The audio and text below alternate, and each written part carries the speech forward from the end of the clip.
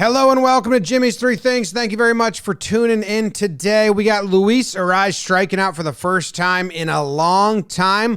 How'd that happen? Good pitch, bad pitch, good at bat, bad at bat. We got Guardians tears. Vogt just crying in his postgame, and I love it. And then I'm going to hunt for the outfielders that have dove on routine plays the most this season. As always, Jimmy's Three Things is a production of Dan Patrick Productions, Jomboy Media, and Workhouse Media. Thank you for tuning in. I'm going to catch my breath, grab this squishy baseball, take a sip of my coffee, and then we'll get going.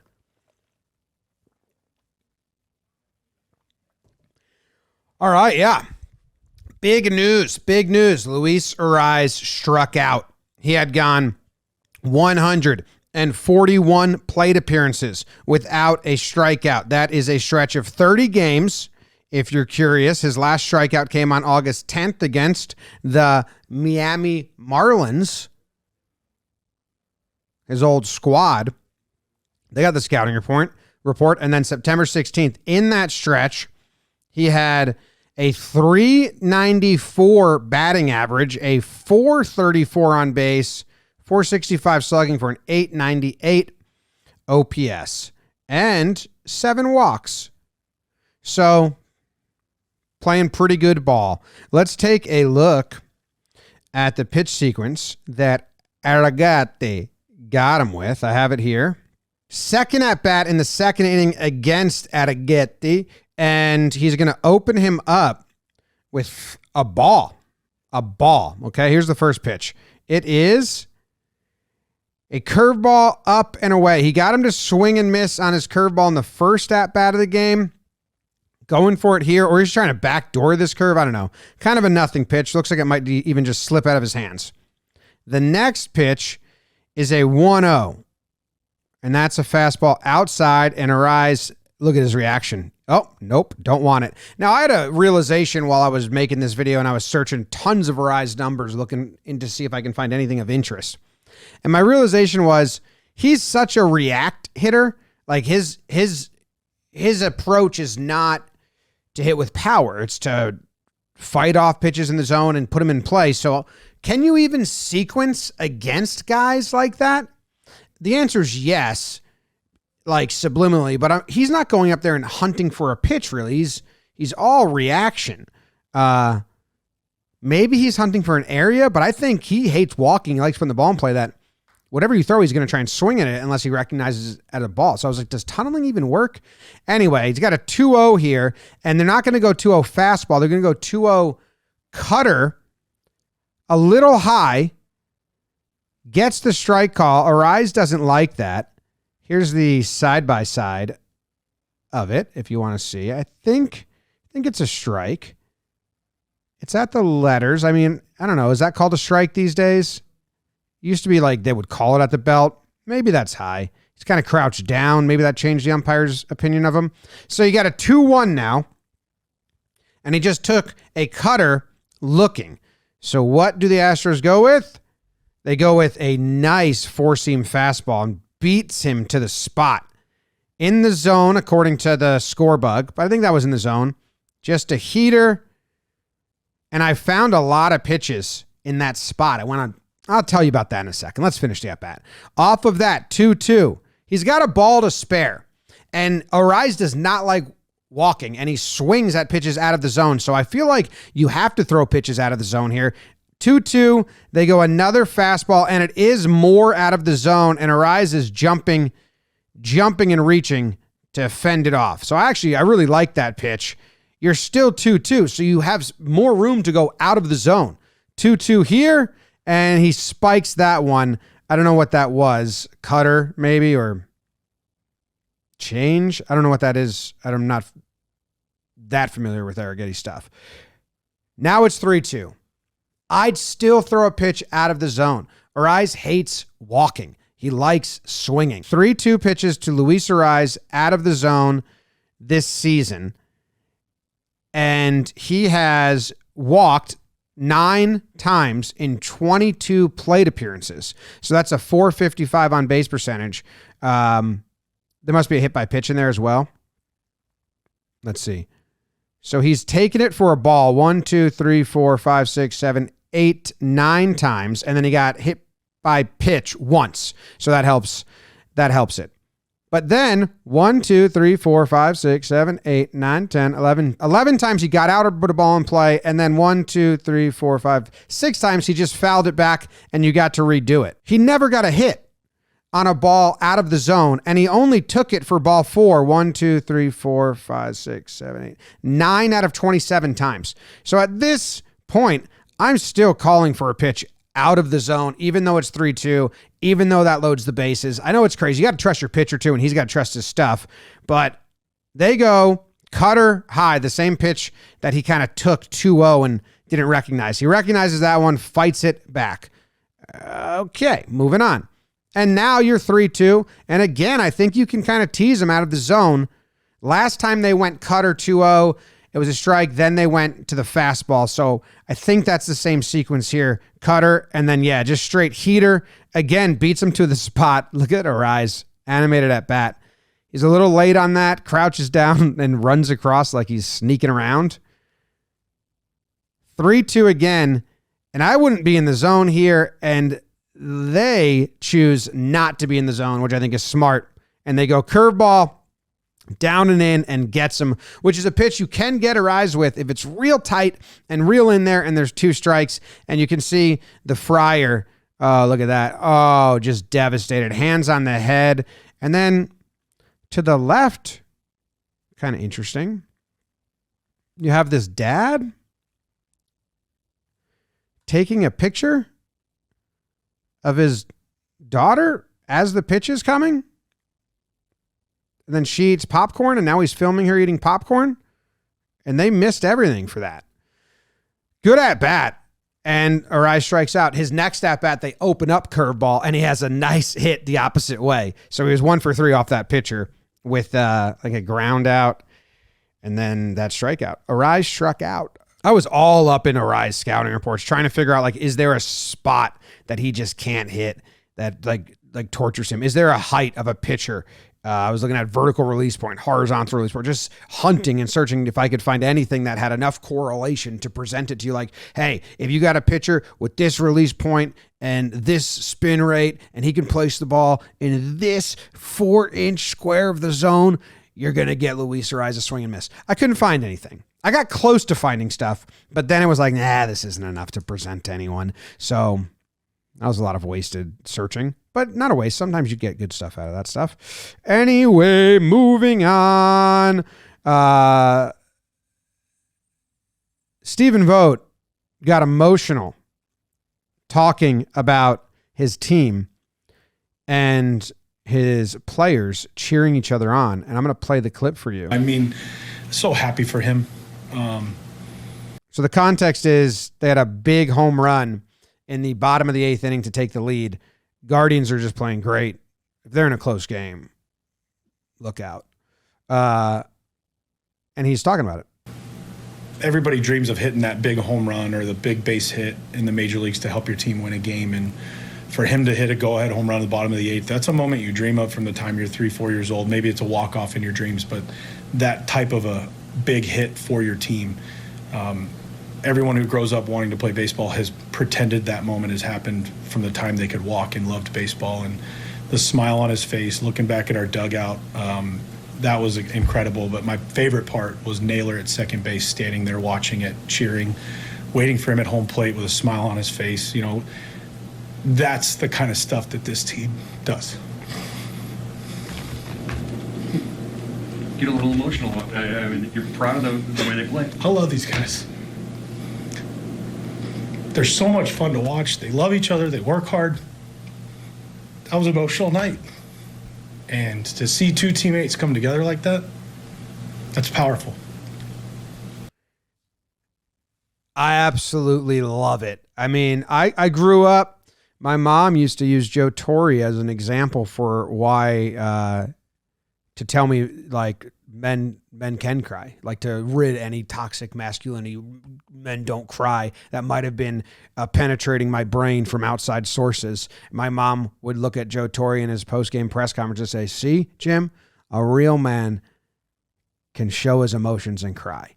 And I'm a big crier sometimes. I'll get choked up at stuff. But I just love that he's getting choked up, as he explains, not at the result, but of the camaraderie and the culture, because I'm sure he feels like he is building that, a part of that, supplying that. That's what he wants to see. He wants to see them cheering each other on. And he's saying the home run was great, but when Naylor, the way his teammate reacted to him and celebrated him, was what really got me going. Let's watch the home run. Where do I have the highlights here? It is absolute bomb of a home run. That'll bring up Kyle Mansardo, 1 down. You see this? Hold on. Watch this. This is something that batters do now. And for a while, I was like, what are they looking at? Watch his eyes. See those eyes glance over? That's pitch clock. So he's trying to figure out, okay, is this pitcher, how much time has he got left? But if you watch when they do these close-up shots of batters in baseball now, a lot of times they do that. The one in Milwaukee is like really high to the right. So sometimes you see them like really looking up there. And I'm like, what are they looking at? Then I asked a player and they was like, that's the pitch clock. I was like, oh yeah, okay. Kyle Mansardo, 1 down. The pitch. Swung on, hit high, hit deep to right, away back, gone. How about that? Oh my goodness, that fan. Sorry to cut the home run off. Did you see that fan? I'm going to turn the volume down and play it in slow-mo.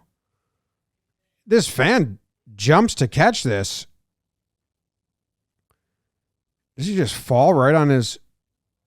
Great camera work, by the way. Okay, so the fan jumps up. I think he misses it, totally bodies that other fan, and then falls down. Damn. Good effort. Good effort, but don't hurt people. Don't be jumping around all reckless and hurting people. Let's go back. I'll play it again, uninterrupted audio of the call. And the home run. It's a bomb. Kyle Mansardo, 1 down. The pitch. Swung on, hit high, hit deep to right, away back, gone. How about that? A majestic 2-run bomb to right by Kyle Mansardo off Minnesota's best, Griffin Jacks. And the Twins bullpen has imploded again. Like he was just... Okay, so here, I'll turn their volume down. Here's the shot of Naylor celebrating that he referenced. Oh, it was quick. And then that's him waiting at home plate for him. I'm sure he celebrated more at second. It just cuts off. And then, yeah. So that's what got him fired up. Oh, he's not. He's emotional in a different way. But yeah, it's awesome. You know, I would love, you'd love a manager like that. And to go from Tito to now Vogt, it seems like they got the same sentiment going on. But man, other people's joy is some of the more powerful stuff going on, which is why it's so nice to be happy, right? In like the corniest way, like spreading happiness, and people just like kind of like look at that as stupid. But yeah, man, happy people are better to be around. It makes sense. And if you can foster a culture of that and where you really root for each other. For me, we have our warehouse games, and that's, you know, we built that from scratch, and it's, we are the mood, whatever. We have that every time one of our tournaments ends and someone wins that hasn't won before. Or like, you know, we got guys that kind of get shit from the comment section at times. And then if they have a big moment and win, like when Zoe became like a beast and then he won and he's celebrating like it's like really celebrating, I'll be in the corner of that dog pile tearing up. Not like crying, but like getting misty-eyed because I'm like, what is this? What happened? We have such a good community and culture and like support in the warehouse. Like Jolly gets cheers, and then usually I'm on the wrong end of it, so I'm upset because I get walked off on. But then I am very happy for the people. So I get Vogt is looking on like he's taking some pride because I'm sure he feels like he is building that culture, which is he is proud of. Cool moment. Never reject happy tears. Those are the best. Now we'll get a little more brutal. I wanted to find outfielders that I wanted to find like hot dogs, but that's not going to be the exact example. So I'm using Inside Edge. They have a really awesome system, back end. And what I did was I toggled on defensive plays, fly balls or line drives to the outfield that are tagged as 90 to 100% likely to be made. So they're certain. They call these plays certain. Like they will be made. It would be an error if they don't. And then I toggled on the fielder dove. Okay, so which fielders are leaving their feet the most on routine plays? The left fielder that is in here the most is Rayleigh. So let's see. See if this hangs up enough. A diving catch by Luke Rayleigh. All right, so there was one by Luke Rayleigh. Let's watch it again. See if this hangs up enough. Yeah, I mean he kind of like stutter steps because he's trying to get a read on it, and then goes down. Okay, I'm not terribly mad at you, Luke. Let's see the next Rayleigh one. Hot shot. Whoa, whoa. What is that?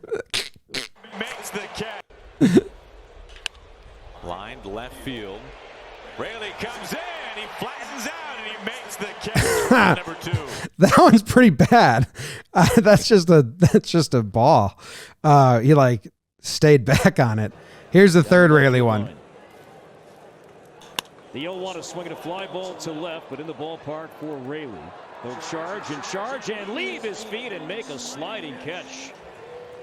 Yeah, so that's just a really like a awful route, right? I mean, he kind of did a banana peel route, but he's just circling it. It looks like he's just playing a very cautious. He trusted himself to slide and catch it, but not to read it right.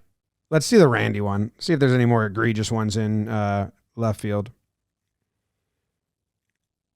I mean, okay. Yes. No need. Veerling. Oh, so these are all they're just getting wobbled on a line drive to left and then just going down. Oh, this one's a little different. Oof. Oof. Kelnick.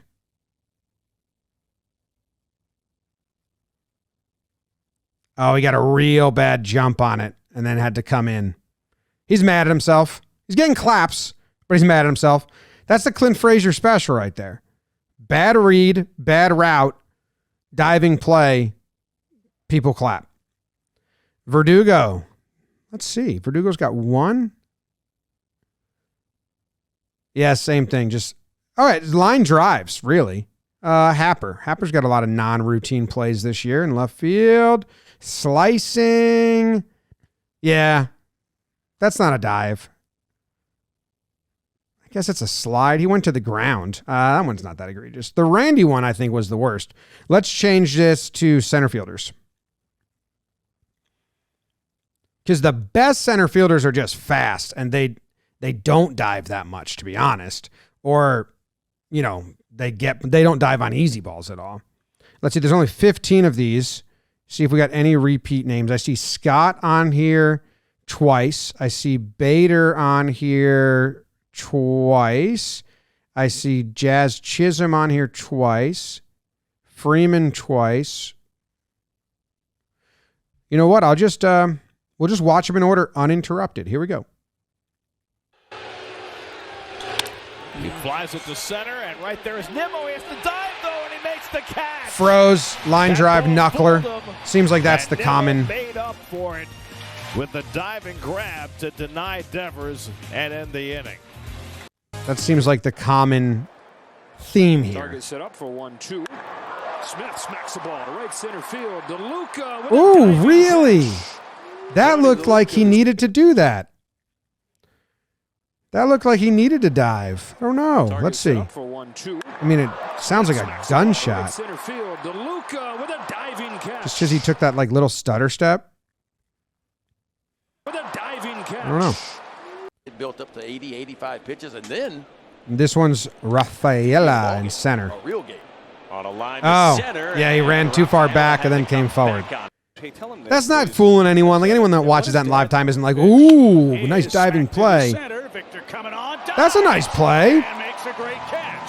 He's just playing real deep. Yeah, you ought to smile, Victor. Welcome They're back. clapping. Okay. Next one. Ottavino slider. Wow, Bader was playing so deep. Oh, and he dropped it. Damn. He was playing so deep. Has already seen 7. There are some Why? of the things we're talking about right there. In the air to center field, and the catch. What the is hell made was on that? Sinking liner. Riley catch to center. In the air to center field. His and feet the slip out. That looks like a really soft grass. That's something that they don't talk about in baseball that much at all. Interesting little factoid for you. I was talking to a baseball player, ex-baseball player, and I showed them the chart I did on things you missed a while ago about the right spot stat that I was drafting up. And one I showed, there's a couple ex-players. I showed him how the Rays were the worst at defensive positioning. And he was like, that tracks up. I know some guys over there that have always complained, like, dude, they got me in the wrong spot. Thought that was interesting. And then another one of the ex-players, I said that the Padres infield graded out the worst in the infield positioning on hot shot ground balls, and the Yankees graded out pretty good. And he said, I bet the grass matters way more there than you would know. Like, the soft infields slow the ball down. He's like, in San Diego, that infield grass is thin. And I was like, interesting, because in cricket, that's talked about so much, the speed of the grass. Balls will travel fast, not fast. Now, I remember, in the 80s when everyone was playing on cement and the AstroTurf and Pete Rose and everyone got all those hits, they talked about how fast it was, but they don't really talk about that much anymore. And this turf looks so spongy here. Looks like he can't get his footing. Also, just a bizarre play. Anyway, let's keep watching center fielders dive for routine plays. It's going to be tough for him to go that deep into this game. That's hit hard. Oh, wow. Bader, Bader's playing crazy center field. I mean, again, just a wrong read. The other one, he was playing so deep. We got Luzardo, Abrams. How is this oh my God, they were playing so deep. Wow. There's Jazz. When you're that fast and athletic, look how deep he's playing. This is why doubles don't exist anymore. That's crazy deep. Means 402 to dead center. So Jazz runs all the way in and makes a nice play. It's a product of positioning over anything else. I don't know where that came from. It's Fred Rogers. Mr. Rogers. This one into center field. Coming on quickly. Freeman, and he goes into a dive to make the catch. I don't know. That was up there for a while, so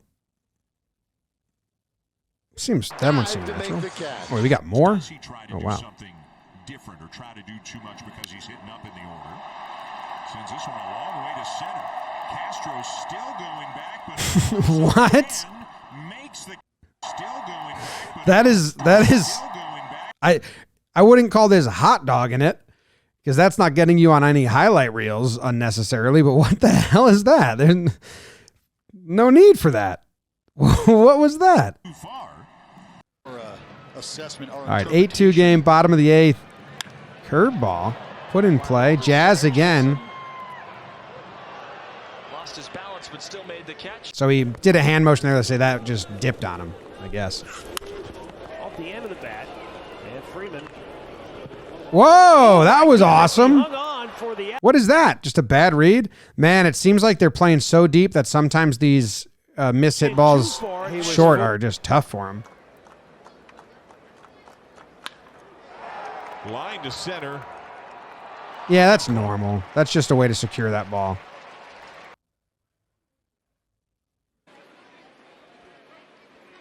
Here it comes.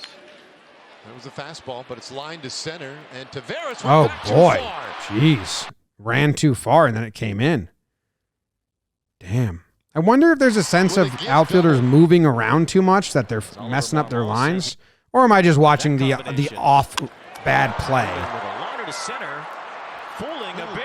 Victor Throws in again. Okay, let's go to right field. Soto's got 2. O'Neill's got 1. Springer, Rooker, Garcia, Churio, Barrio, Triolo, Soto, Goodman, DeLuca, Santander, Joe. Let's watch Soto. Soto's made 0 non-routine plays 3-2. this year. Line to Soto, Okay, sinking line drive. He goes down and makes the play. Oh, in the rain?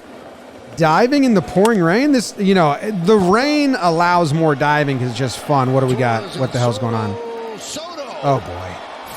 I mean, that scared me now. I mean, watching. Jeez. Who's this, Triolo? Hits it in the air, right center. No. Bay on the move. Oh, yeah.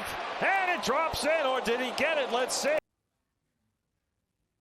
That ball's just put in no man's land. How is that? I don't know if I agree. I know it's just numbers, but I don't know if I agree with that. It's like likely to be made. That ball's in no man's land. He does have 5 saves on the year. Slice it. Ooh, twisted him up. Nice play. Nice recovery. Oh, he's pumped about it. Twisted him up. Into right. And Churio, did he catch it? A stutter stepping going on. It's a lot of those hardliners. Terang into right, and it's going to be caught. Yeah, I don't know what that is. You can just catch that. What do I know? Punch the other way to right. Long way to go for Rooker. He slides and makes the catch. I wonder if that's a way to stop your momentum so you can slide and have the closer throw to second. I don't know. The players that have made the most diving plays. Reynolds, 13. Kelnick, 11. Happ, 11. Nimmo, 11. Gordon, 11. Verdugo, 10. That's in left field. In center field, you got Rojas with 16. Isbell with 15. Jazz with 15. Doyle with 13. And in right field, the most dives is Santander with 16. Springer with 15. Garcia with 17. Non-routine plays made this year. Leading is Michael Ciani. Then Ian Happ. Then Dalton Varsho. Jose Siri, who's on the... Juan Soto, 0 non-routine plays made this year, according to Inside Edge. Isaiah Kiner Falefa. I couldn't talk for a little bit. Only 1 out of 40 chances. That's not good. And Nolan Gorman, 1 out of 32. Whit Merrifield. Eugenio Suarez, 2 out of 38. Interesting stuff. Thanks for tuning in. See you next week. Subscribe, share, like, all that stuff. Appreciate you.